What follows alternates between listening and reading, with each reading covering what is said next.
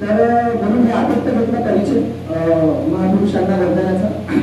त्याच्यानंतर काही महत्वाच्या मुद्द्यावर बोलून माझा विषय आजचा होता भाऊने सांगितल्याप्रमाणे की बाबासाहेबांनंतर सामाजिक चळवळ, बाबासाहेबांनंतरची असलेली, बाबासाहेबांपासून असलेली आर्थिक चळवळ, सामाजिक चळवळ, राजकीय चळवळ या ही कशी राहिली आहे आणि त्याच्यानंतर जे आहे आजची स्थिती आणि आजची परिस्थिती काय आहे याच्या चळवळी अनेक चालत आल्या बाबासाहेबांनंतर। याला निश्चितच बाबासाहेबांनंतर चळवळ मागे गेली असं नाही म्हणू शकत आपण, निश्चितच चळवळ आहे, पुढे जात आहे, गतिमान होत आहे, कारण असे लोक आजही समाजात आहेत जे चळवळ पुढे नेत आहेत। बाबासाहेबांनी म्हटलं होतं आपल्याला तर मी जो रथ इथपर्यंत आणलेला आहे तो इथे सोडा, मागे नेऊ नका। त्यासाठी सदैव जास्तीत जास्त डॉक्टर बाबासाहेब आंबेडकरांना असलेली कम्युनिटी, बाबासाहेबांनी म्हटलं होतं की पॉलिटिकल कम्युनिटी आपल्याला देशात निर्माण करायचे, ते निर्माण करण्यात जरी अपयशी ठरले असेल तरी सामाजिक, आर्थिक या विषयावर नक्कीच बाबासाहेबांनंतर आपला समाज पुढे गेला याचा मला आशावाद आहे।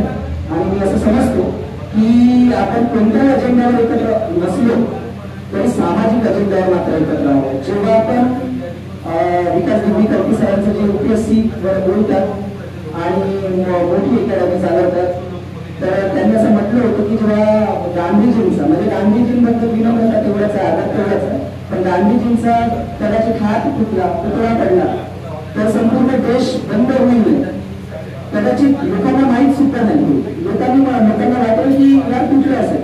पण जेव्हा युपीमध्ये बाबासाहेबांचा पुतळा तुटतो, बाबासाहेबांचा हात तोडला जातो तर महाराष्ट्र पूर्ण पेटून उठतो। हे सामाजिक एकतेचा आणि चळवळीचं आपलं बोलतं आहे, म्हणजे खरंच आपण सामाजिक एकतेवर, मग आपल्या महिलेवर अन्याय असो, पुरुषांवर अन्याय असो, यावर आपण भाष्य करत होतो। आता सगळ्यात महत्वाची गोष्ट मी बुद्धावर येईल की सिंपल होतं की बुद्धाचा इतका प्रसार काय झाला। मगाशी बोलता मी सिंपल गोष्टी सांगेन, इथं जास्त काय माझ्यापेक्षा सगळे लोक इथे वैचारिक आहे असं मी समजतो, आणि त्यांना पण काही महत्वाच्या मुद्दे नंतर मी बोलून थोडा बुद्धावर अगोदर प्रकाश टाकली।